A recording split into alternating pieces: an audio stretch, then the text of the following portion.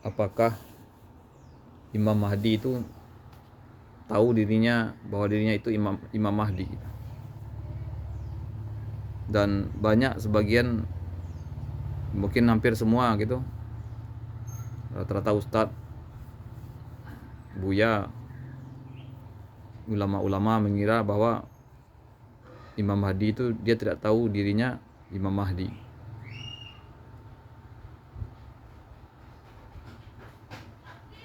Jadi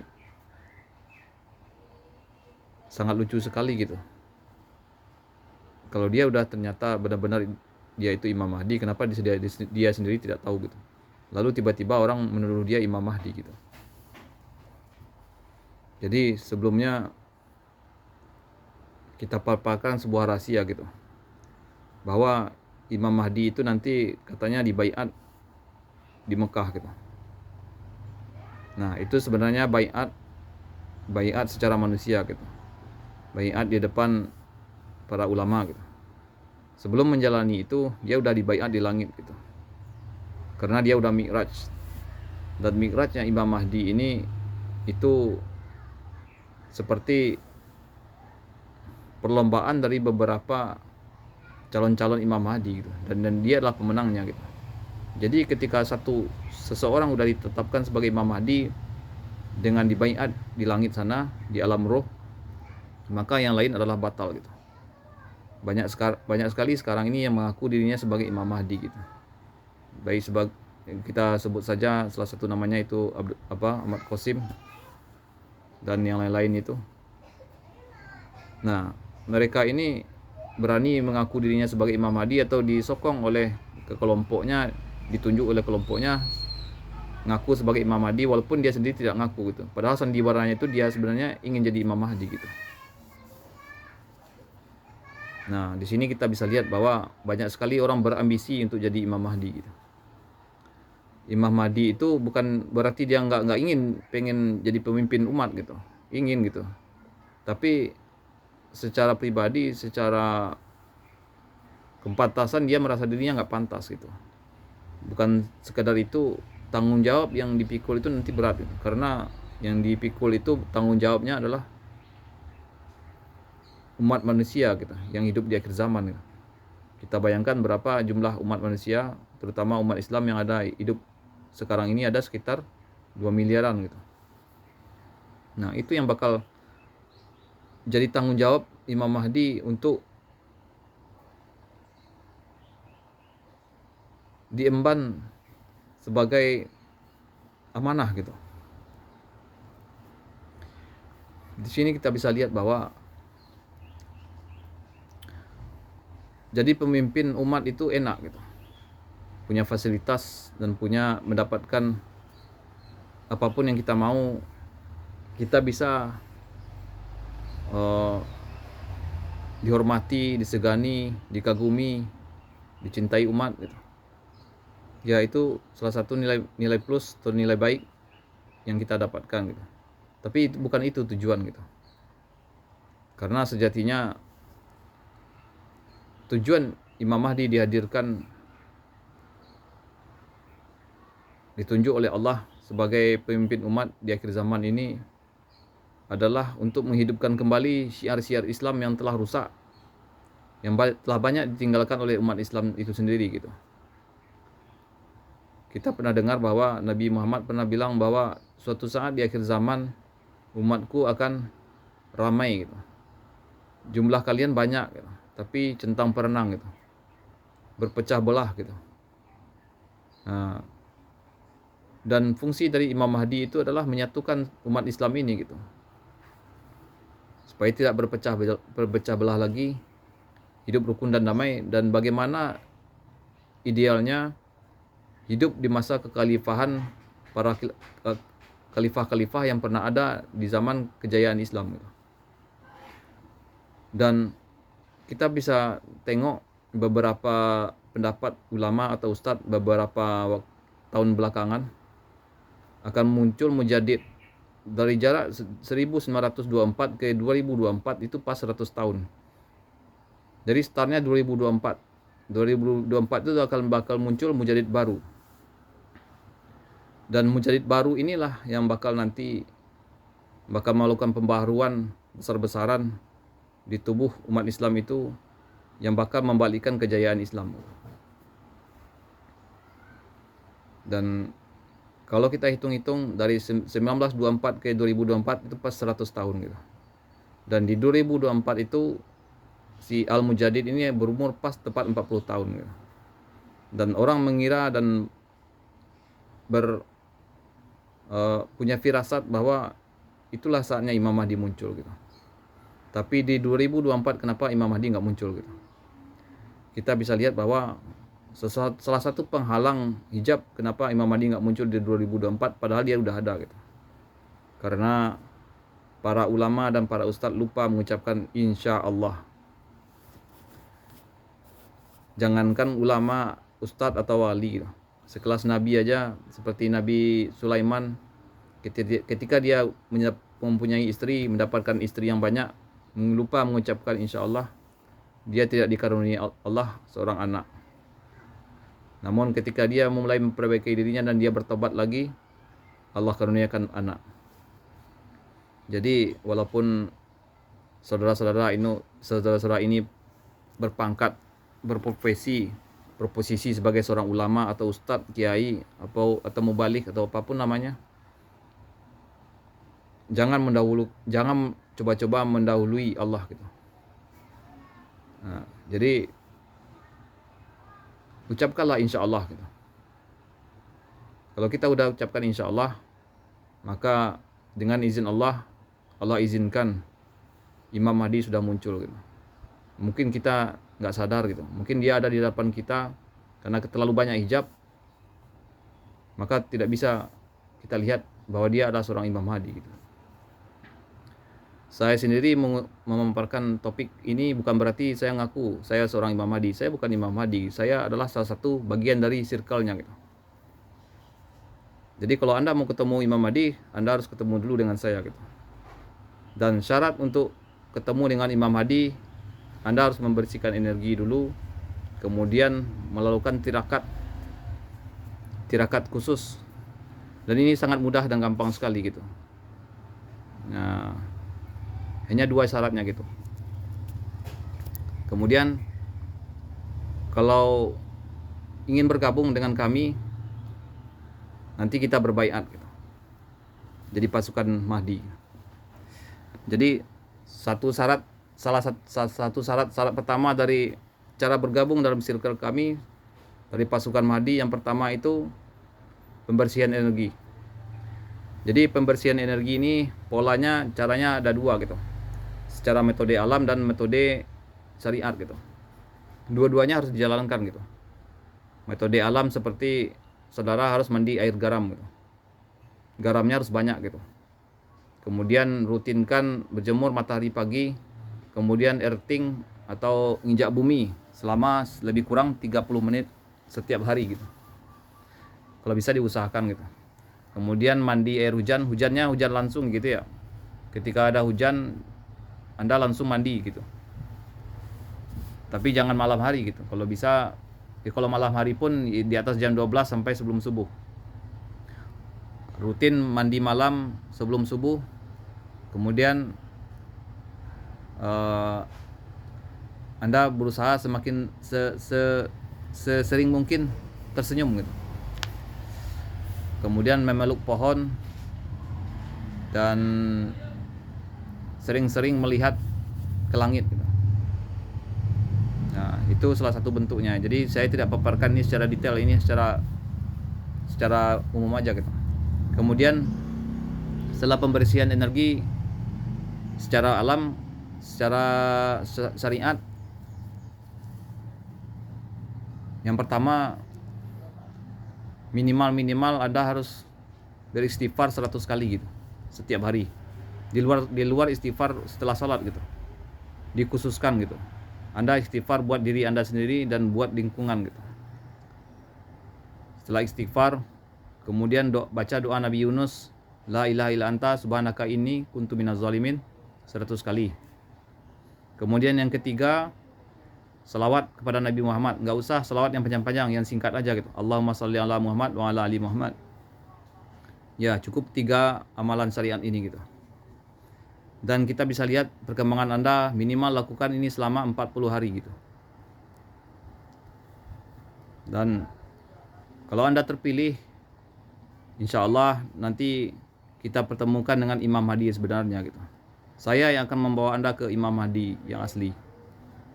Jadi Imam Mahdi KW yang sekarang berseliweran di sosial media, di dunia belahan dunia manapun, baik di Irak, si Qasim atau siapapun namanya, itu adalah Imam Mahdi palsu gitu. Karena Imam Mahdi asli bakal terasa energinya. Kalau Anda duduk di sebelah Imam Mahdi asli, jiwa Anda akan tenang, pikiran akan tenang, Anda akan tercerahkan gitu. Dan begitu Anda bersalaman dengan Imam Mahdi yang asli, Anda bisa sentuh tangannya Imam Mahdi asli, itu tangannya lembut. Jadi kalau ada yang ngaku Imam Mahdi, coba aja ajak salaman gitu. Kalau tangannya kasar, itu bukan Imam Mahdi gitu. Kalau cuma modal hidung mancung, saya juga mancung hidungnya. Kalau cuma modal tai lalat di pipi, saya juga punya gitu. Jadi kemudian salah satu lagi yang bikin orang lupa, yang bikin orang mumet, rumit cara berpikirnya, dia mengira bahwa Imam Mahdi itu bernama Muhammad bin Abdullah. Tar dulu, Anda salah total gitu. Karena Imam Mahdi itu namanya bukan Muhammad bin Abdullah gitu. Namanya berkesesuaian dengan namaku gitu, kata Nabi Muhammad. Berkesesuaian itu nama dengan perilaku gitu. Nama Muhammad, ya perilaku harus Muhammad juga gitu. Gimana kepribadian Nabi Muhammad gitu. Kayak saya nih, nama saya apa, artinya apa gitu, harus sesuai dengan itu gitu. Itu baru namanya cocok gitu. Kemudian kita bisa lihat nama Nabi Muhammad, bapaknya siapa? Abdullah. Muhammad itu kan kalau segi arti kata kan manusia yang mentauhidkan Allah gitu. Nah, kemudian Abdullah itu apa artinya gitu? Hamba Allah gitu. Kemudian Aminah apa artinya gitu? Ibu-ibu yang dipercaya gitu. Nah, Nabi Muhammad waktu kecil dia dibeli gelar Amin. Ibunya Aminah. Nyambung nggak Aminah dengan Amin? Nyambung kan? Dengan Abdullah nyambung kan? Gitu. Jadi 3 komponen ini antara orang tua, bapak, antara anak, ibu dan ayah gitu. Harus nyambung gitu. Baru bisa disebut Imam Mahdi. Tapi kalau Muhammad bin Abdullah, bakal gampang dilacak oleh musuh-musuh Islam gitu. Anda coba lihat gitu. Misalnya kemarin kita bisa lihat bahwa Bapak Prabowo ngasih data Indonesia ke Amerika gitu. Sebenarnya politik dari Amerika gitu. Dedengkotnya itu si Donald Trump itu mau melacak gitu. Siapa yang bernama Muhammad bin Abdullah yang ada terutama di Indonesia gitu, karena di Indonesia banyak sekali yang bernama Muhammad gitu. Kalau udah ketahuan berarti tinggal tangkap gitu. Udah selesai. Nggak jadi deh Islam berkembang gitu. Karena Imam Mahdi udah ketemu gitu. Nah, itulah kekeliruan orang gitu. Bahwa tidak mengerti dengan esensi dari segala sesuatu gitu. Melihat sesuatu dari kulitnya aja gitu. Nah, di sini kita bisa lanjutkan kembali ke topik Imam Mahdi-nya, bahwa sekarang ini Imam Mahdi sudah ada di depan Anda gitu. Tapi dia tidak mengaku gitu. Kalau dia ngaku, dia bakal dibunuh gitu.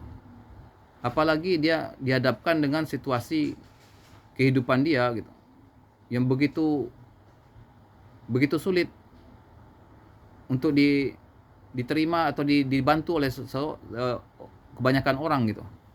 Karena dia sendiri merasa dia itu harus menjadikan Allah itu sebagai satu-satunya tempat dia bergantung, bukan sesama ke manusia gitu. Dia dalam kondisi susah payah, dalam kondisi ujian hidup yang begitu berat, dan tidak boleh meminta bantuan ke manusia gitu. Bukan berarti enggak ini gitu, menutup diri gitu. Artinya di sini tidak boleh mengemis-ngemis gitu. Nah, Anda bisa lihat bahwa misalnya kita lapar nih gitu. Kita butuh makan gitu. Kita butuh makan. Jalan satu-satunya yang dihadapkan dalam kondisi kita waktu itu hanya kita harus minta gitu ke siapa gitu, ke saudara, teman, tetangga atau siapa gitu. Kalau enggak kita bakal mati gitu. Dan ini ditahan gitu, nggak boleh kita lakukan gitu. Menurut Anda gimana gitu? Nah, posisi seperti itulah yang dihadapi oleh Imam Mahdi gitu. Nah, kebanyakan kita bisa lihat bahwa katanya orang-orang bakal peduli, akan membantu Imam Mahdi kalau dia tahu bahwa dia ketemu Imam Mahdi yang asli gitu. Dia bakal menyupport habis-habisan, bahkan semua hartanya dipakai buat kepentingan Islam untuk membantu Imam Mahdi gitu. Karena dia tahu Imam Mahdi ini bakal melakukan perubahan besar-besaran di tubuh umat Islam dan membawa Islam ke kejayaan paling tinggi gitu. Seperti yang dibilang Nabi bahwa suatu saat Islam itu bakal bangkit, bakal berjaya dari arah timur. Timurnya Arab Saudi di mana gitu? Ya Indonesia gitu. Jepang gitu. Tapi kalau Jepang nggak masuk karena Jepang baru memeluk Islam gitu. Kalau Indonesia kita punya silsilah banyak para ulama, para habaib dan para wali gitu. Di sini kita bisa lihat bahwa ujian hidup Imam Mahdi ini adalah bukan ujian hidup kualitas wali biasa gitu. Imam Mahdi itu tahu dia sebenarnya Imam Mahdi gitu. Begitu dia udah dibaiat di langit sana gitu. Jadi kalau dia udah dibaiat di langit, berarti kalau ada yang ngaku-ngaku sebagai Imam Mahdi, berarti itu Imam Mahdi palsu gitu. Dan tapi secara nyata, secara zahir, dia belum dibaiat di hadapan para ulama gitu. Terutama ada yang bilang bakal dibaiat di Mekah gitu. Lalu kenapa di 2024 Imam Mahdi nggak dibaiat? Karena para ulama lupa mengucapkan insya Allah. Karena 100 tahun dari 1924 sampai 2024 pas 100 tahun, harusnya dia udah keluar di 2024. Kenapa ini udah 2 tahun, kenapa belum keluar gitu? Padahal dia udah keluar gitu, tapi dia diam aja dan lihat perkembangan gitu. Apakah udah waktunya keluar nih gitu? Jadi santai aja gitu. Imam Mahdi udah ada kok gitu. Bahkan Anda udah tahu orangnya gitu. Tapi Anda terhijab gitu. Mana mungkin dia Imam Mahdi gitu. Kalau dia Imam Mahdi, mana kalau kata orang Padang ranjinya gitu. Mana silsilahnya gitu. Mana sanadnya gitu. Keilmuan dia itu sampai nyambung ke Rasulullah gitu. Anda lupa bahwa Imam Mahdi itu langsung Nabi Muhammad yang membimbing dia secara rohani gitu. Jadi di sini kita bisa lihat bahwa sebagian orang mungkin nggak percaya Imam Mahdi karena dia berpikir bahwa kiamat itu masih lama gitu. Tunggu dulu gitu. Kita sering dengar bahwa ada sebuah hadis mengatakan bahwa umatku tidak akan sampai 1500 tahun kata Nabi gitu. Sebagian bilang itu hadisnya lemah gitu. Bukan hadis dhaif ya. Hadisnya sanadnya lemah. Jadi kadang orang memandang hadis lemah itu karena sebenarnya dia terhijab gitu. Semua hadis itu benar gitu. Kecuali hadis yang benar-benar hadis dhaif, hadis yang enggak yang dibikin-bikin atau direkayasa oleh kelompok-kelompok Yahudi gitu. Nah, kita bisa lihat bahwa perkembangan dunia saat ini sudah memprihatinkan dan sudah saatnya Anda harus siap menyambut Sang Khalifatullah Amirul Mukminin, pemimpin akhir zaman Imam Mahdi alaihissalam. Dan bersiap-siaplah, persiapkan mental Anda, persiapkanlah rohani kolbu Anda untuk menerima beliau. Karena ini sangat sulit diterima oleh terutama kalangan orang yang punya basic agama gitu. Karena dia tidak berasal dari orang dasar ilmu agama yang cukup banyak yang dilakukan melalui jalur pendidikan seperti pesantren gitu, sekolah-sekolah agama gitu. Ya Anda bayangkan saja gitu. Teman sesama Anda sekolah dulu, Anda sekolah agama pesantren, dia sekolah umum gitu. Yang satu ngomong agama kental mantap, satu lagi ngomong masalah umum gitu. Tiba-tiba yang umum ini ngomong dalil gitu, ngomong ayat, kira-kira gimana? Mau dengerin nggak? Otomatis nggak kan? Karena apa? Karena Anda yang sekolah, yang Anda udah sekolah agama, yang udah pesantren, pasti punya ego. Saya lebih tahu daripada Anda gitu. Nah, gitulah gitu. Hijab seperti itulah yang membuat orang tidak bisa menerima Imam Mahdi gitu. Kemudian beliau berlatar belakang seorang wali malamatiyah gitu. Wali malamatiyah inilah wali preman gitu. Wali yang terlihat nakal, preman gitu. Tapi bukan kurang ajar ya. Preman dan nakal ini adalah cara Allah menyembunyikan kewaliannya sekaligus untuk mengupgrade kolbu Imam Mahdi gitu. Karena salah satu dosa tertua di dunia ini, di dosa umat manusia ini adalah dosa merasa suci, merasa lebih daripada orang lain gitu. Dan itulah dosa warisan iblis gitu. Dan Imam Mahdi ini dicelupkan ke zulumat, ke maksiat, ke dunia kenakalan, ke dunia preman, supaya dia tidak merasa dirinya itu suci gitu. Beda dengan Nabi Muhammad gitu. Nabi Muhammad itu memang dasarnya itu suci gitu. Kalau Imam Mahdi beda gitu. Nabi Muhammad suci, kalau Imam Mahdi disucikan gitu. Jadi Nabi Muhammad dan Imam Mahdi itu nyambung gitu. Nyambungnya di sini gimana? Karena mereka kolbunya sama gitu, setara gitu. Ketinggian ilmu dan derajatnya ilmunya sama gitu. Bedanya Imam Mahdi itu mendapatkan dengan ilmu laduni gitu. Ilmu yang langsung diberikan Allah melalui ilham gitu. Kalau Nabi Muhammad melalui wahyu gitu. Jadi wahyu sekarang udah berhenti, tapi ilham masih jalan terus gitu.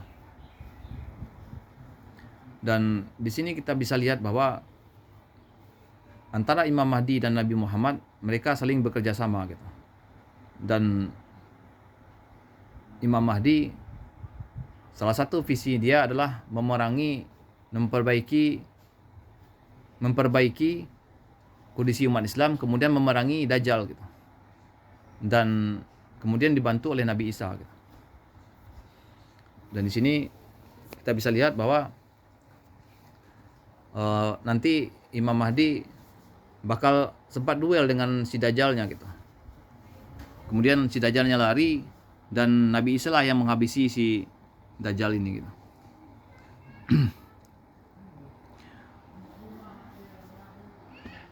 Jadi sekarang kita sebagai umat Islam harus bagaimana gitu? Ya harus persiapkan diri gitu. Persiapkan diri mulai dari sekarang. Yang paling utama disiapkan adalah bekal ilmu kita, bekal kolbu dan ketakwaan kita gitu. Karena sebaik-baik bekal adalah takwa gitu. Takwa itu apa? Itu rasa takut gitu. Rasa takut dan rasa malu kepada Allah gitu. Jadi walaupun kita bergelimang maksiat, masa lalu kita buruk, jangan putus asa gitu. Karena Allah itu sangat cinta kepada orang yang banyak dosa, banyak bersalah, tapi kemudian ngaku bahwa dirinya banyak salah, banyak dosa, kemudian bertobat gitu. Jadi orang yang paling dicintai Allah itulah orang yang tobat. Kemudian besok tobat lagi, kemudian salah tobat lagi gitu. Itu yang paling dicintai Allah. Bukan yang beramal kemudian merasa bangga diri gitu. Saya banyak amal, saya orang soleh, saya orang ini. Itu semua udah lewat gitu. Jadi sekarang ini bagi orang yang suka menjilat Tuhan melalui banyak amal soleh, bakal terhijab melihat siapa Imam Mahdi sebenarnya gitu. Apalagi yang punya basic agama, basic pesantren, atau basic ilmu-ilmu yang dia dapat dari gurunya gitu. Persiapkanlah diri Anda dari sekarang. Buka hijab mata batin Anda, lakukan zikir-zikir yang saya sarankan tadi. Nanti insya Allah kita bakal bertemu bagian terpilih dari 313 pasukan Imam Mahdi. Imam Mahdi yang satu, ada sisa 312. Dan menurut ulama ahli kolbu, 100 orang dari para mu'alaf, 100 orang dari ahli maksiat, lagi dari wali sufi. Wali sufi ini guru-guru tarekat, tasawuf gitu. Ya, begitulah pemaparan saya tentang kemunculan Imam Mahdi. Mudah-mudahan ini bisa memberikan pencerahan kepada Anda bahwa walaupun bahasa saya agak ada yang kebolak-balik, ada yang ini mohon dimaklumi, tapi intinya saya menyampaikan sebuah amanah ini kepada Anda semua bahwa bersiap-siaplah menerima kondisi ini, siap atau nggak siap,